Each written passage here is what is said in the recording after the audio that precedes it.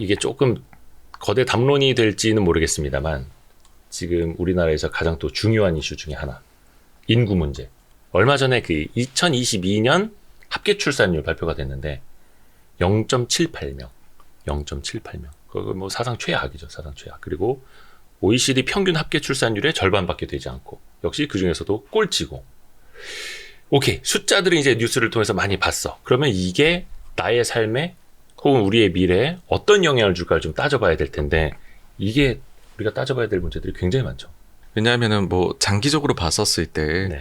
사실 뭐 인구가 우리는 뭐 감소가 빠른 속도로 될 것이고 그러면은 이를 부양하기 위해 가지고서 이제 고령화도 빨라진다는 뜻이 되니까 네.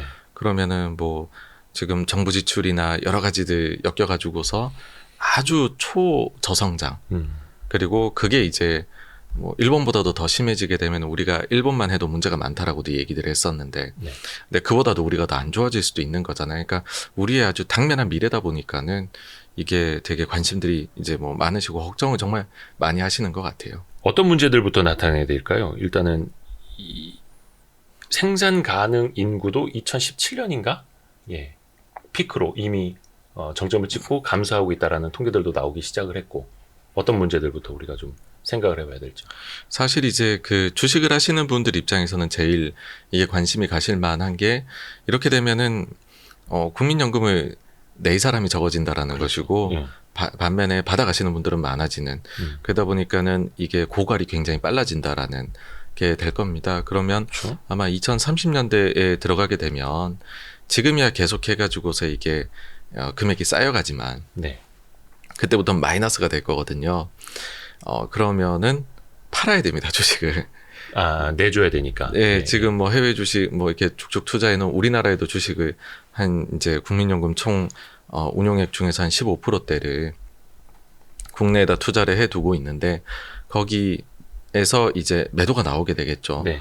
그러면은 이제 상당히 좀 힘들죠. 그 어떤 뭐 주식도 그렇지 않지만 내가 사놓은 주식에서 누가 계속 매도를 하면 올라가려면 엄청난 힘이 필요하잖아요. 네. 그렇듯이 이제 우리나라 주식 전체적으로 봤었을 때 국민연금이 장기적인 매도 세력이 될 수 있는 것은 상당히 우려할 만한 일이죠. 네. 장기적인 매도 세력이 될 수도 있다. 고갈까지 매도할 거잖아요.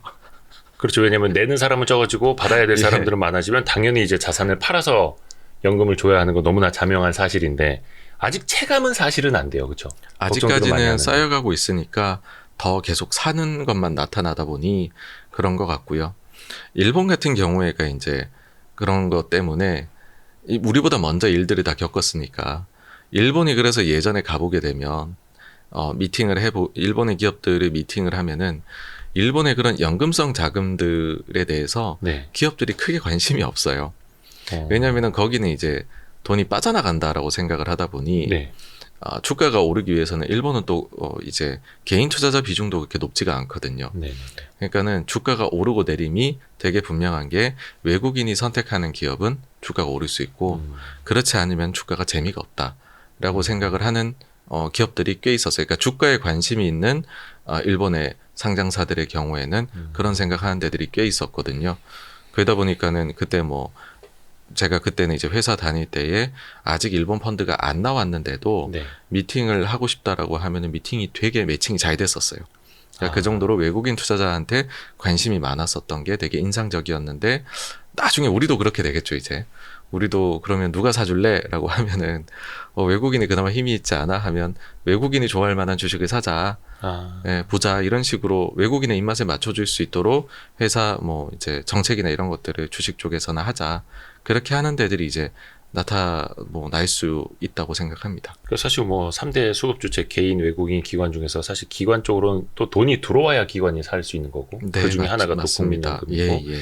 개인 투자자들은 뭐 보유 기간이 원래 짧고 그러면 또 이거는 외국인만 바라보는 또 천수답장세. 그러면 또 스마트하게 투자를 하려면 결국은 외국인이 선호할 수밖에 없는 그런 주식들 위주로 우리도 그럼 그렇게 갈 수밖에 없고. 나중에 뭐 지금처럼 이제 연금 구조가 돼버린다고 하면 예. 아마 30년대 중반 정도 돼서는 그런 식의 모습들이 이제 나타나기 시작하지 않을까 하는 생각이 듭니다. 한 10년 뒤만 되더라도. 네. 그럼 그때 되면 완전히 이제 개인 투자자들이 막 몰리는 중소형주와 외국인이 선호하는 막 좀 대형주 위주로 이렇게. 일본도 그래서 보시면 개인 투자자들이 좋아하는 종목은 이제 시장 마더스라고 시장 있잖아요. 예. 거기가 이제 아주 핫하죠. 막 엄청 거긴 움직임이 커요. 이제 개인들이 치고받고 하는 시장이고요. 그 다음에 뭐 니케이에 올라와 있는 그 주요한 기업들의 경우에는 외국인 투자자가 좀 중요해지고 그렇습니다. 뭐 우리나라 사실상 코스닥도 거의 한 90% 가까이가 개인 투자자 비중이니까 그렇기는 한데, 그래서 모르겠습니다. 이게 맥이 닿는 건지는 모르겠는데, 그래서 우리나라 정부도 코리아 디스카운트 현상 해소하기 위해서 노력을 많이 하고 있고, 뭐 MSCI 선진지수 편입되기 위해서 노력을 많이 하고 있고, 외국인 투자가 더 많이 들어올 수 있게끔 뭐 외환시장 개방도 뭐 단계적으로는 아마 준비를 하고 있는 거고, 또 당연히 그렇게 그럼 또 가야 된다고 혹시 보세요? 네, 그렇지 않을 경우에는 미래가 사실 많이 어둡습니다. 왜냐면은 우리가 MSCI가 굉장히 몰고 다닌 자금이 큰데 그 중에서 우리가 신흥국 지수에 들어가 있게 됐을 경우에는 신흥에서는 우리가 성장률이 다른 신흥국에 비해서는 떨어지거든요. 그렇죠. 그러다 보니까는 너무나 자연스럽게도 시간이 지날수록 그 신흥시장 내에서는 우리가 차지한 비중이 줄어들 수밖에 없어요. 네. 그렇게 줄어들게 된다는 거는 가령 예를 들어 뭐 MSCI 리밸런싱 날이 되면은 항상 외국인 매도가 나오는 거죠. 그게 우리가 지난 몇 년간 겪은 일이거든요. 네네네. 그래서 선진 지수에 들어가면 근데 거기서는 우리가 좀 그로스가 나오는 나라겠죠. 선진국 중에서는. 네. 네. 그렇게 되어 버리면은 우리는 오히려 일단 선진 지수하고 이제 이머징하고는 일단 그 사이즈 자체도 다르고요. 추종하는 자금에. 그 다음에 선진에 들어가게 돼가지고서 우리가 거기서 조금씩 이제 만약에 쉐어가 혹시나 늘어난다라고 하게 되면은 자금이 계속 또 들어오게 될 수도 있게 되는 거죠. 그래서 사실 넘어가지 않으면 계속해서 그냥 외국인도 때 되면 매도가 나오는 이제 장기적으로 봤을 때는요.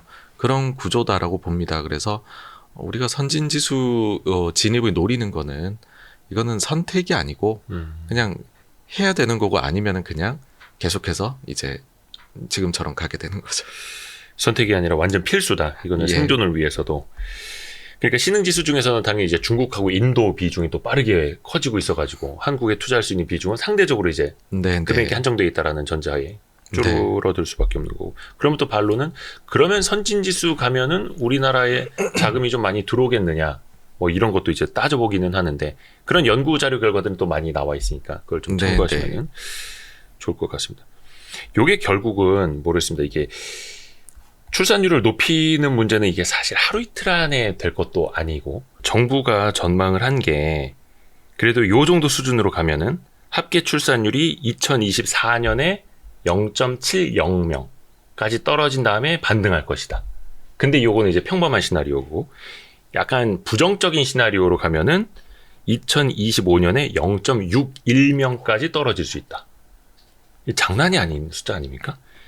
야, 요 숫자들을 보고 저는, 그러니까 지금도 사실 이게 실감이 안 나는 게, 예전만 하더라도 그러니까 1.3명, 1.2명, 1.1명 이럴 때도 항상 큰일 난다, 큰일 난다, 큰일 난다 하면서 지금 0.7까지 와 있는 거거든요.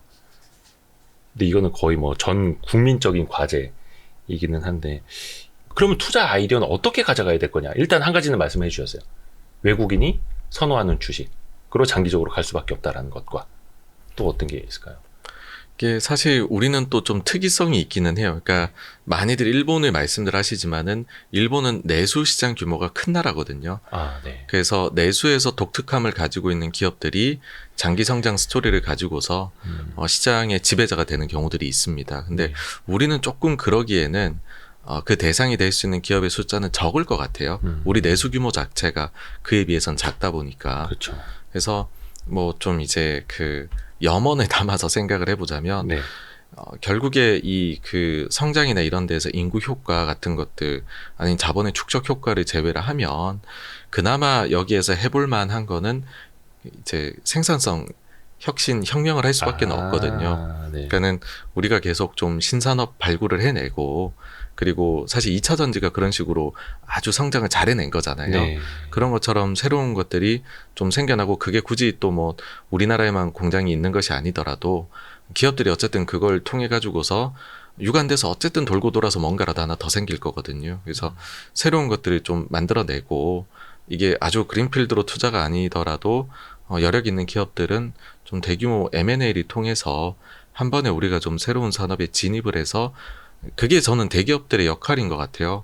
대기업들이 그렇게 열어주면 또 거기에 또 납품하는 기업들도 새롭게 또 뭐 예를 들어 뭐 A라는 분야로 뭐 삼성전자 지금 100조 이상이 있잖아요. 네. 여기서 어떤 데로 100조를 주고 뭐 M&A를 이제 새로운 산업을 했다라고 하면 원래 이제 삼성하고 뭐 납품하던 관계에 있는 기업들이 또 그걸 만들어 보려고 노력을 할 거니까 그런 식으로 해서 계속 좀 새로운 산업을 우리가 파일을 키워 나가지 않으면 안 된다라고 생각을 합니다. 그러니까 그 방식도 하나가 이제 어찌 보면 이건 좀 긍정론이죠, 낙관론이죠.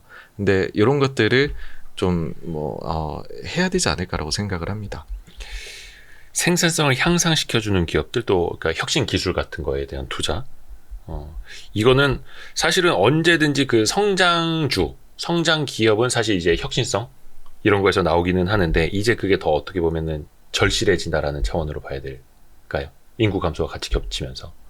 네, 그러니까는 GDP 성장에서 우리가 뭐 이제 나눠보면 항목들이 나오잖아요. 네. 그러니까 거기서 다른 것들은 사실 거의 다 세팅이 돼 있어요. 근데 변수를 만들려고 하면은 이제 그 생산성이 좋아지는 것, 요거 뿐이기는 하거든요. 그래서 그런 측면에서 뭐 이제 뭐 혁신주가 된다 꼭 그런 게 아니라 네. 이제 혁신이 국가 전체적으로 필요하다라는 그런 관점에서 말씀드린 부분입니다.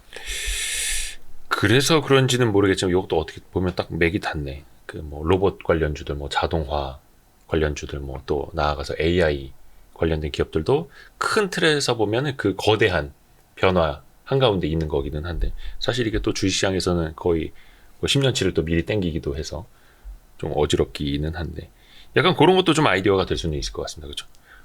그 우리나라 지금 대기업들이 하는 행동들을 보면 네. 거의 대부분이 지난 한 몇 년 동안 다 투자한 분야가 가령 예를 들면 2차 전지, 그러니까 배터리, 그 다음에 바이오 쪽도 투자 안 하는 사실 재벌이 없어요. 예, 그리고 이제 IT 쪽은 당연히 좀 깔고 가는 투자를 예. 그런 측면이 있는 것 같거든요. 일단은 뭐 투자가 많이 들어가는 부분은 이런 쪽이다. 지금까지는 네, 그렇게 보시면 될 것 같습니다. 어떻게 보면은 대기업들이 M&A를 하려고 하고 새로운 기술을 찾으려고 하고 새롭게 또 뛰어드는 분야, 거기에서 어떻게 보면 이제 혁신성, 유망성을 보여주는 걸 수도 있는 거고. 네, 그렇죠. 네, 네. 그게 잘 된다라고 하면은 진짜 길이 하나 열리게 되는 거겠죠.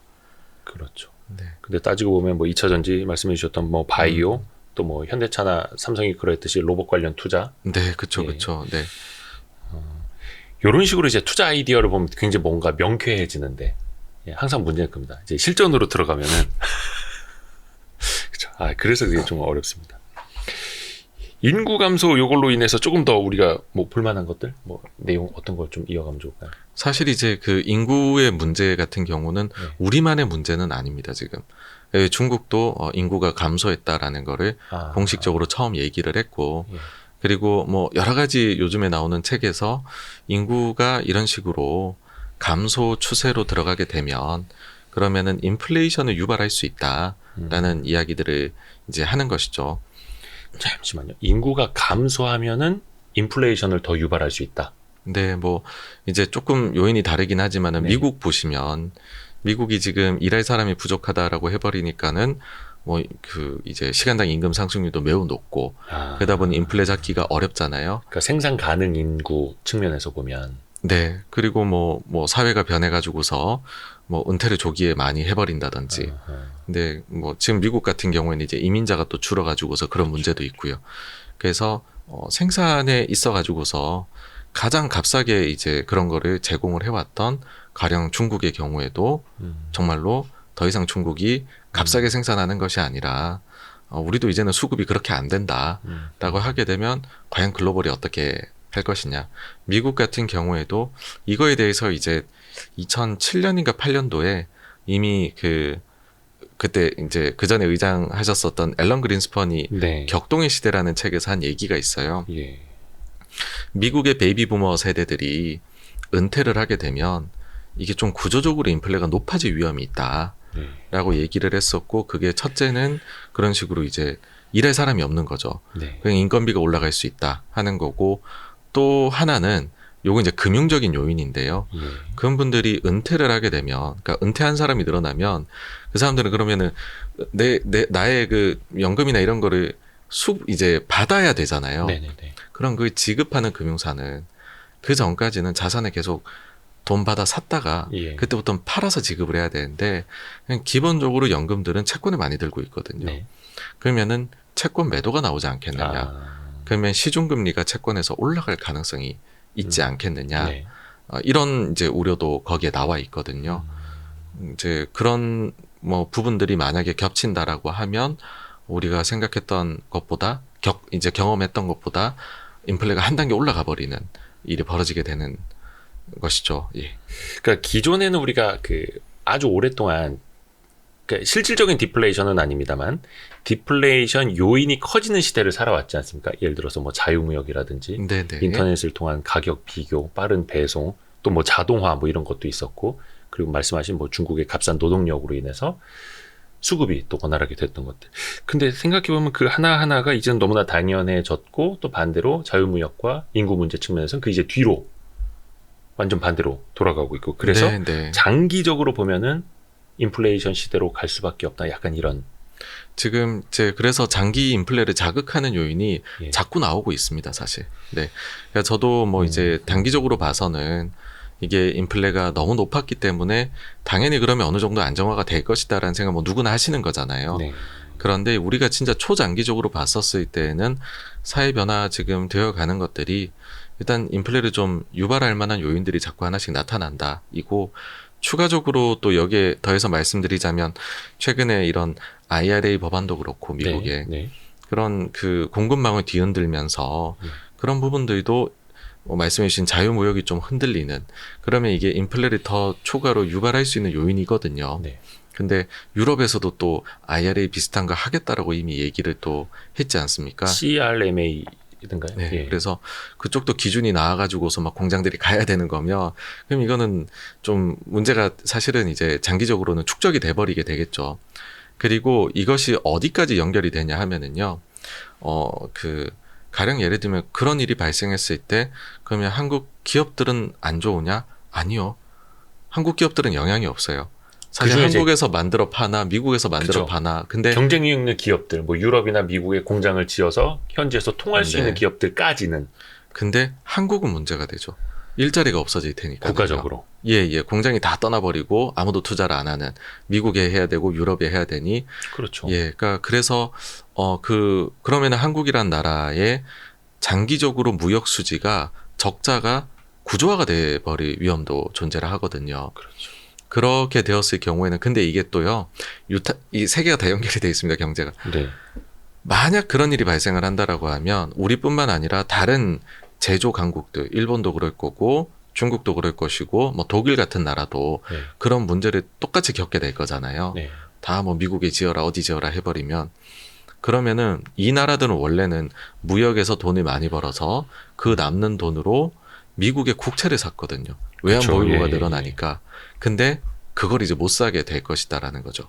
음. 그렇게 되어버리면 미국 국채는 누가 사줄 거냐 미래 장기적으로는 시중금리가 생각보다 더 오를 수 있다라는 논리가 이제 장기적으로는 이런 데서 나오는 거거든요. 지금 이제 여러 가지 이런 IRA나 이런 거에서 네. 이제 네. 발단이 되는 건데 그래서 그런 생각이 듭니다. 여기까지 말씀을 드리면 엄청 막 디스토피아예요.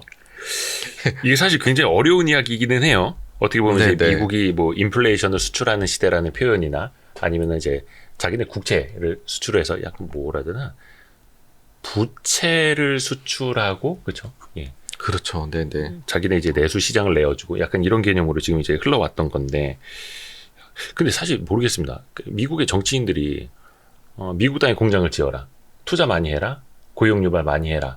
까지는 우리가 단편적으로 다 보이는데 네. 과연 나중에 미국채는 누가 사줄 것인가까지 염두에 두고 정책을 그래서 어디 막 책에 나오는 것처럼 그렇죠. 이게 말씀드린 대로 이게 사실 이제 막 아주 끝까지 다 모든 거를 결과를 예상하고 짜고 있는 건 아닌 것 같아요. 네. 그러니까 본인들도 알 수 없는 부분인 것 같아요. 네. 근데 어쨌든 지금 이런 식으로 흘러가게 되었을 경우에는 이런 역효과들이 본인들도 맞이할 수 있는 역효과들이 이제 눈에 보인다라는 거죠. 연구를 해봤었을 때에는. 음.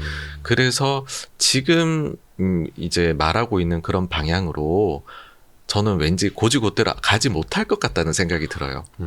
그러니까 계속해서 그러면 좋은 건 다 우리 쪽에 짓고 너네는 쪽짜기만 가져가고 돈은 우리 쪽에 모이고 하면 이게 가져올 또 역효과는 분명히 있을 텐데 말씀드린 그런 부분들이요.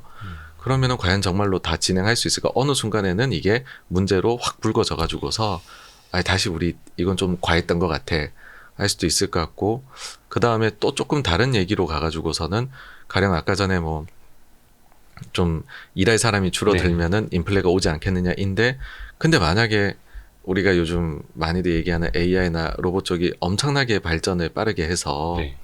사실은 인구의 감소나 이런 것보다도 그들의 이 생산성의 향상이 훨씬 빠르게 일어나 버리면 오히려 그쪽에선 디플레적인 게 오는 게 아니냐.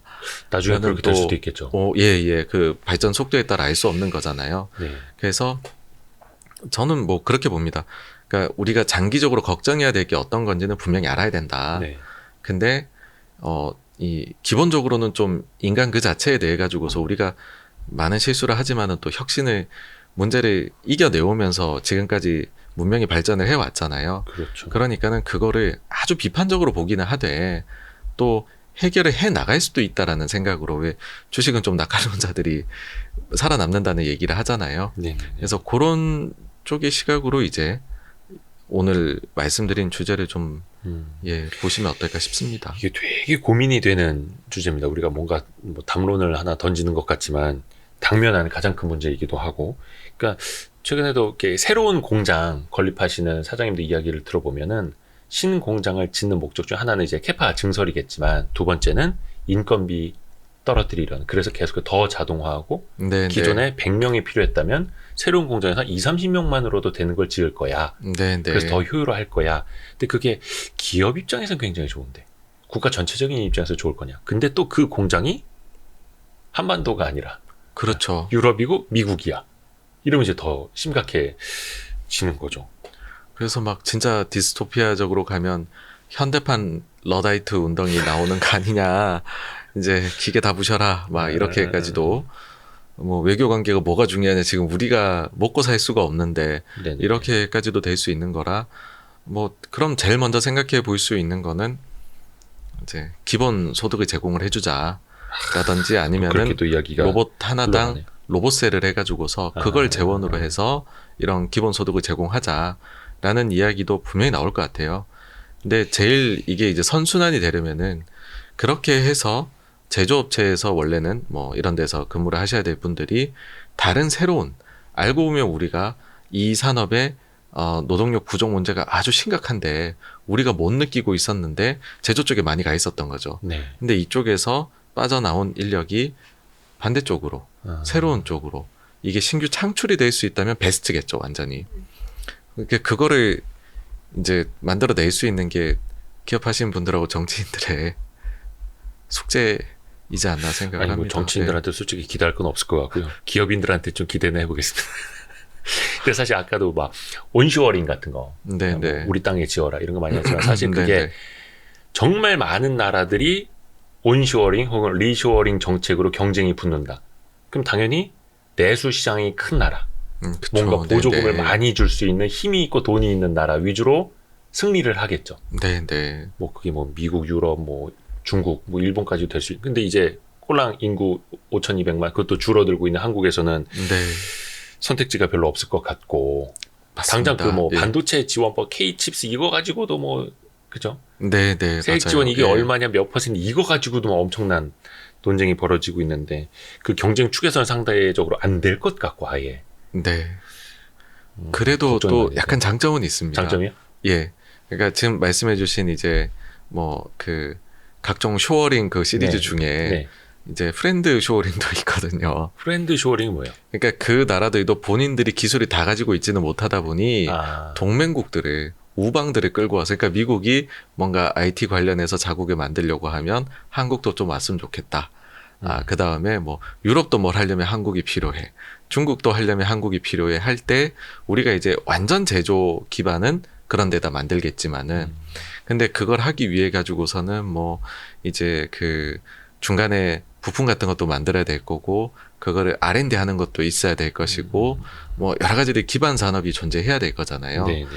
그런 것들은 이제 우리가 어쨌든 이쪽에서 일감을 많이 받았으니까 그거를 한국에다가 또 좀 잘 키워내면은 사실은 뭐 말씀드렸지만 이것밖에는 방법이 없을 것 같아서 그런 말씀드려요. 어떻게 보면 약간 중간재. 예, 사실 예. 우리나라 수출하는 게 중간재가 제일 많지 않나요? 반도체도 중간재고. 네, 네. 그러네요. 이게 참 고민이 되는 지점입니다. 조금 약간 이제 단기적인 부분을 하나를 인구 관련해서 네.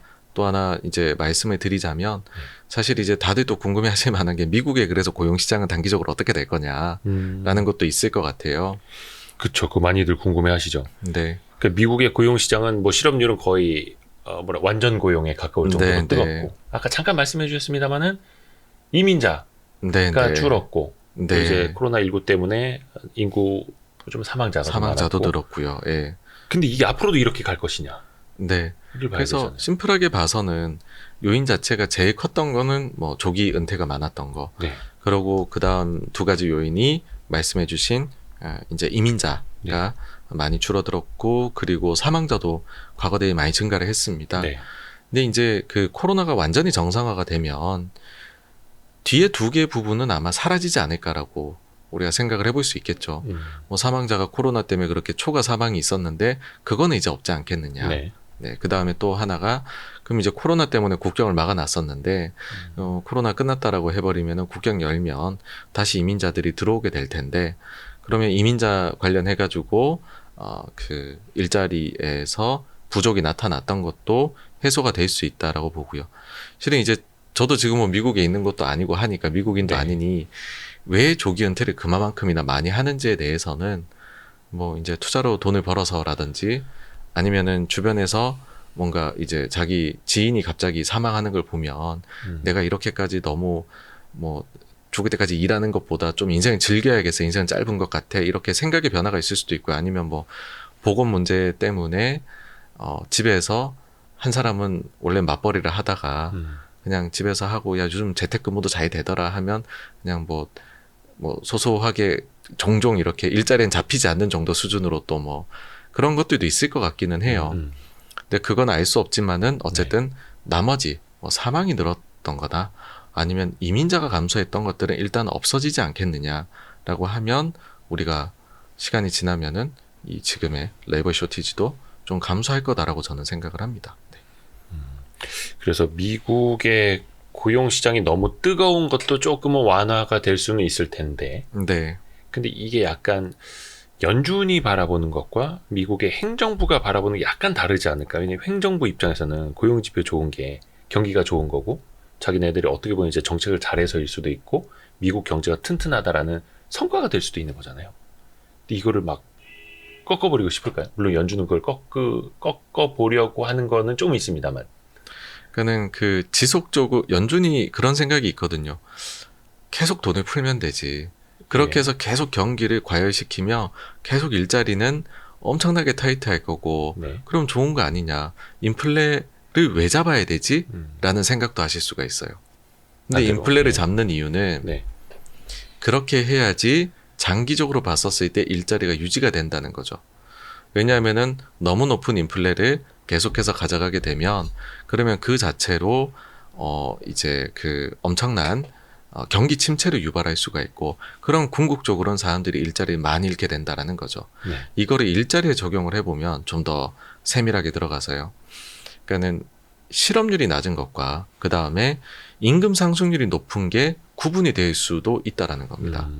이제 그러니까는 그 일자리는 계속해서 좀 유지되고 사람들이 그래서 그 실업이 잘 안 발생했으면 좋겠다. 이건 당연하죠. 누구나 네. 원하겠죠. 그런데 만약에 임금 상승률이 계속해서 6% 7%가 나오면 네. 그것은 그것 자체로 인플레를 유발하는 요인이 되고 그렇죠. 그러면 일자리를 그렇게 낮게 유지를 실업률이 그렇게 낮게 유지를 못한다는 거죠. 언젠가는 부러지게 될 것이다라는 거죠.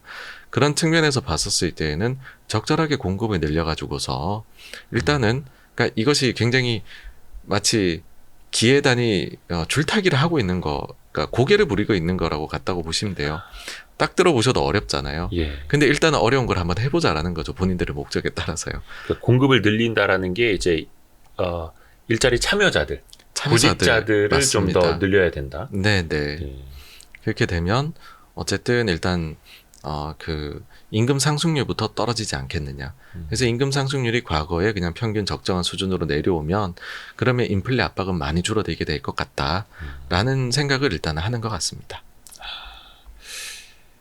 요게 이제 그 시나리오대로 가야지 미국의 그렇죠. 인플레이션도 그렇고 금리도 그렇고 조금 더 네, 우리가 네. 편안하게 대할 수가 있는 건데 네, 네, 그렇습니다.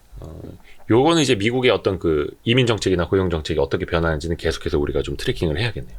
네, 네. 그랬을 때 지금 원래 트럼프 때 그 코로나가 터지고 2020년 3월에 뭐 보건 긴급 조치인가 뭐 그런 거를 발동한 적이 있어요. 네. 거기에 하부 항목이 뭐가 있냐면은 국경을 폐쇄하는 거거든요. 네. 근데 이번에 그 보건 긴급 조치를 5월 11일인가에 해제하기로 바이든 대통령이 결정을 내렸습니다. 2023년 5월에 네, 네, 네. 네. 그래서 이제 한 3달 정도 있으면은 그게 해제가 되는데 그랬을 경우에 국경도 그럼 열어야 되는 것 아니냐라고 할 수 있는 거고 그럼 이민이 증가할 수 있는 것이겠죠. 다만 이 부분을 따로 이민 관련해서만 떼놓고서 연방 대법원으로 한번 가져간 적이 있어요. 네. 민주당 쪽에서 네. 미국에요. 근데 이제 졌어요 그때. 그래서 이거가 이런 식으로 지금 유권 해석이 되어도 되는 건지 아닌지에 대해서는 미국 내에서도 아직까지는 결론이 안 난 것 같더라고요.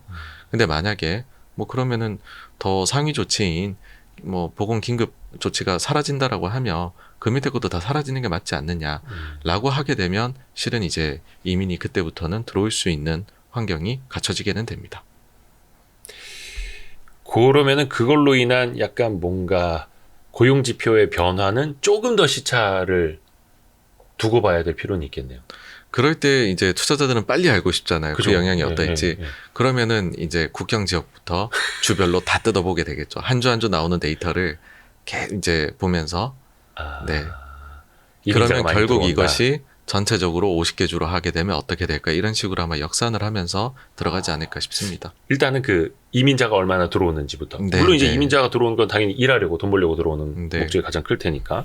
그러니까 그 조치가 내려진 이후로 그 조치로만 되돌아간 사람이 250만 명이라 그러더라고요. 그러니까 본국으로 예, 돌아갔던 예. 사람들이. 네, 네. 트럼프가 내린 그 조치 이후로 예. 2020년 3월 이후로 돌려보낸 사람이 250만 명 정도.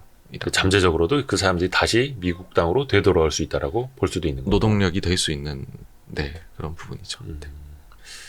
물론 시차는 걸리겠습니다만 그런 지표들이 또 이제 간파가 된다 하면은 또 자본시장은 먼저 움직일 수 있는 거고. 네, 네. 참 재밌습니다. 그래서 올해 조금 하반기로 갈수록 모르겠습니다. 이게 물가와 고용 지표에 대한 질문이 그때는 또 어떻게 될지 몰라서 또 똑같은 질문들을 반복하고 있을지 그때는 뭔가 새로운 질문을 해야 되는 상황이 될지는 모르겠습니다만 계속해서 우리 정광우 86번가 정광우 대표님에게 조언을 좀 구해보도록 하겠습니다. 아유, 아유, 고생하셨습니다. 감사합니다. 고생하셨습니다. 네, 감사합니다.